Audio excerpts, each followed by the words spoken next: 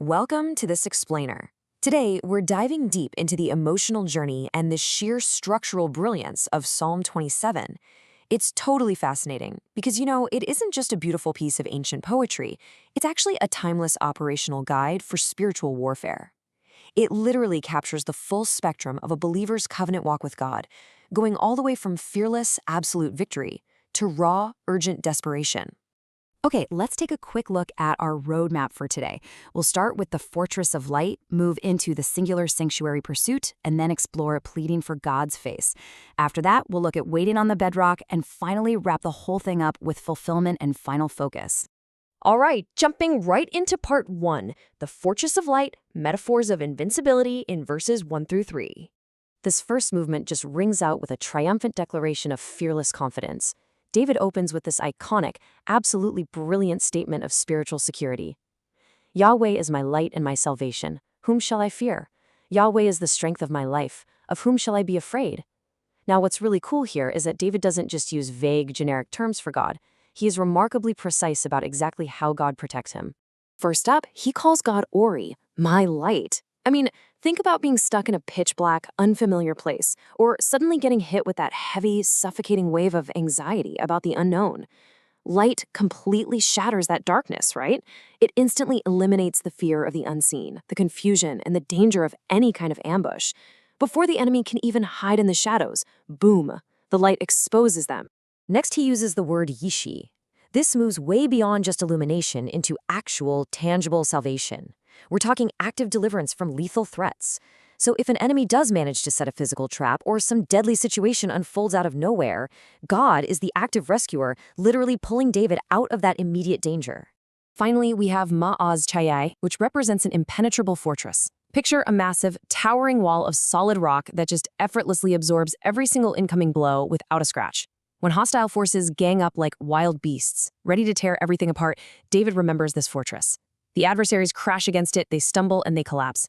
This absolute, unshakable barrier is exactly why David remains completely tranquil, even if a full-scale war breaks out right on his doorstep. So that brings us to Section 2, the Singular Sanctuary Pursuit, or the One Thing. With this ultimate protection established, David does something really interesting. He pivots to a single guiding focus in life. He realizes that true security isn't about physical fortification, weaponry, or human tactics. Ultimate protection comes down to one singular objective. He says, "One thing I have desired of Yahweh, that will I seek, that I may dwell in the house of Yahweh all the days of my life." He is going all in on permanent, uninterrupted spiritual residency in Yahweh's presence. And when you really break it down, you see this isn't a passive request at all. It's a highly intentional progression. Step 1 is to dwell, or shevet in Hebrew, meaning a continuous abiding in the house. Step 2 is to behold, lekazot, actively contemplating the pleasantness and beauty of Yahweh.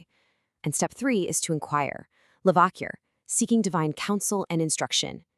It's a deep, incredibly active journey. And here is the profound payoff of that pursuit: divine hiddenness. David understands that true safety during the day of trouble is found inside this sacred tent. Inside this tabernacle, Yahweh doesn't just hand David a shield and say, "Good luck out there." No, he completely conceals him in the innermost secret chamber, setting him high up on an elevated rock, totally out of reach from his foes. Which leads us straight into part 3, pleading for God's face, the dramatic pivot in verses 7 through 12. Let's look at the second half of the text, because life isn't always lived on the mountaintop of perfect tranquility, right? Notice the sharp contrast here. The fearless, untouchable warrior we just analyzed is suddenly replaced by an urgent supplicant pleading for mercy. The mood pivots dramatically. He's desperate for presence and begging God not to hide his face. This duality is just profoundly honest. It perfectly captures the raw, realistic reality of a believer's walk during a real crisis. This desperation translates into a profound hunger for face-to-face communion over literally everything else. In the midst of the threat, when God's Spirit prompts him to seek my face, David's heart responds in a split second. Your face, Yahweh, I will seek. He isn't asking for a shiny new weapon or an escape out first. He wants the face of God. And he actually takes this reliance to the absolute extreme limit of human relationships. He notes that even if the deepest, most fundamental earthly support systems collapse entirely, like even if his own father and mother were to abandon him, Yahweh will step in and gather him up. His ultimate safety net is so much deeper than the strongest human ties we could ever imagine. Now for section 4, waiting on the bedrock, the command in verses 13 and 14. This intense emotional plea eventually resolves into a really powerful, steady pause. Look at this raw admission. He basically admits that despair would have entirely consumed him. He would have completely lost heart without an absolute, unwavering conviction that God's goodness would manifest right here in the land of the living. It was this absolute bedrock belief that kept him from going under. This leads to a demanding dual imperative to finish the psalm. And this is absolutely crucial to understand. Covenant patience is not passive waiting. It actually requires two things simultaneously. You have the external command to wait patiently on Yahweh, but paired right alongside that is a fierce internal requirement. Be strong and actively let your heart take courage. You're waiting on the outside, sure, but on the inside, you are forging courage. And then he reiterates it with serious emphasis. Wait, I say, on Yahweh. Finally, we arrive at part 5, fulfillment and final focus, connecting the ancient to the modern. Let's explore how this ancient text finds its ultimate prophetic realization for the Torah-observant community. Messiah Yashua perfectly embodies the powerful metaphors we've seen in Psalm 27. He is the ultimate fulfillment of the light of life, having literally declared, I am the light of the world, breaking the darkness of sin and death. He acts as the living sanctuary, embodying the tabernacle where the Father's full beauty dwells continuously. And he's the absolute perfect exemplar of waiting.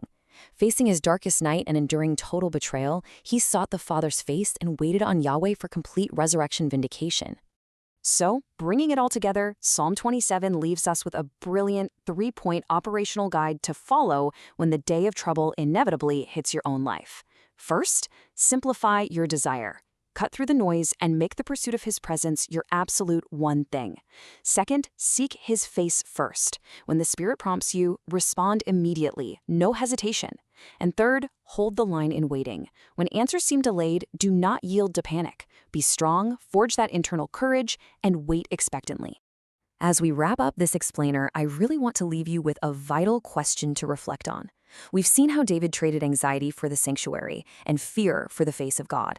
So I have to ask you, when the armies encamp around you, when the day of trouble finally comes, what is your one thing?